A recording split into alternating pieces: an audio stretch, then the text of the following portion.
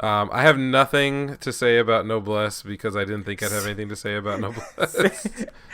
Same.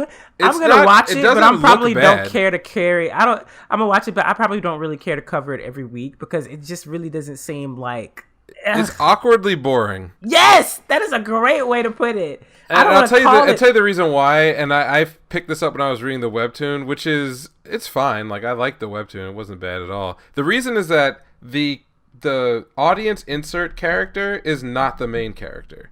So it's the kid with the red the student with the red hair. Like he's like the audience insert character going forward for the rest of the series, but he's not the lead. So like the two leads are what's his face in Frankenstein, and like they already are inscrutable, mostly like non-talking characters who both know everything and also don't know anything.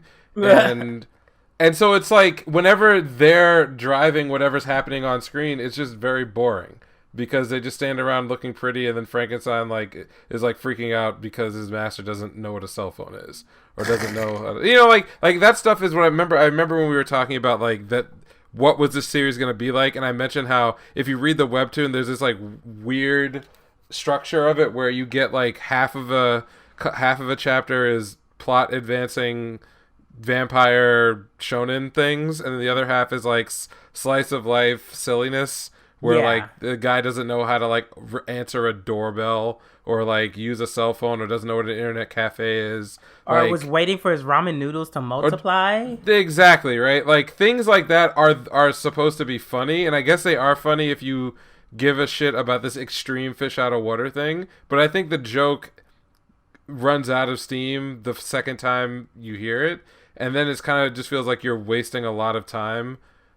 Like, when someone has to, when you're really confident in a story or in like an idea and you run it out first and then it bombs, they stick with this probably. See, like, now you turning me off of it now because hundreds of chapters. So weirdly, when we were looking at God of High School, and I was like, man, they're just adapting too much material in too short a period of time. Like this should have been a 2-core show. You want them to do that for this? Yeah, like ironically, the show would be way better if they did that.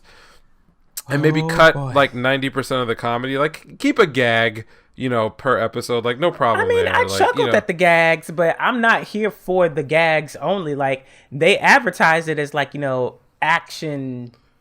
Yeah. Shit, so and the air quotes like good action doesn't really start for a really long time. So I really do feel like it would benefit from just cutting a lot of stuff.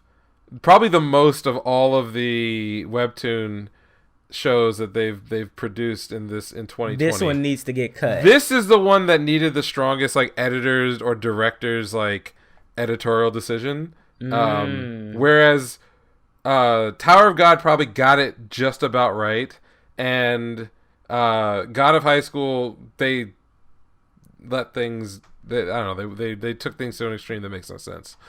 So agreed. So the average of all of them is just okay, but like, man, it looks good though. It looks better than I thought it would. Better than the trailers. Yeah.